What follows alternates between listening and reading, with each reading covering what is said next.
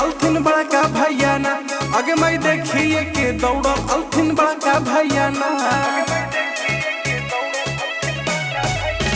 आगे मैं देखिए के दौड़ल अल्थिन बड़का भैया ना। आगे मैं देखिए के दौड़ल अल्थिन बड़का भैया ना। अब कोरावा में लेला थिन उठाई रे मन धीरे धीरे। अब कैसे होई धान के रोपाई रे मन धीरे धीरे। धान रोपाए भौजी धान रोपाहे, धान रोपाए भौजी धान रोपाहे। आपन ससुर जी के खेतवा में धान रोपाहे। उनकर गोड़ावा गइल पिछुलाई रे मन धीरे धीरे। उनकर गोड़ावा गइल पिछुलाई रे मन धीरे धीरे।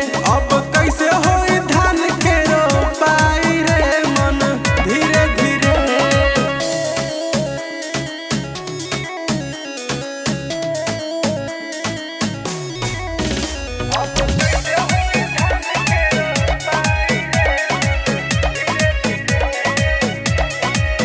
आगे मैं खेतावा में लंबा लंबा सांप देखल खिन्ना।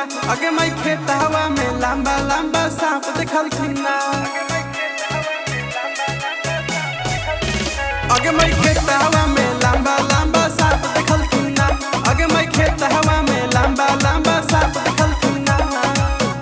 अब देखिए के लगलन चिल्लाई रे मन धीरे धीरे। अब कैसे होई धान के रोपाई रे मन धीरे धीरे।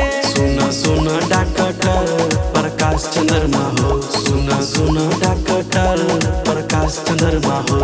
पतर की भौजी गिरल हथिन दक्षिण खेते हो। उनकर गोड़ावा गइल पिछुलाई रे मन धीरे धीरे। उनकर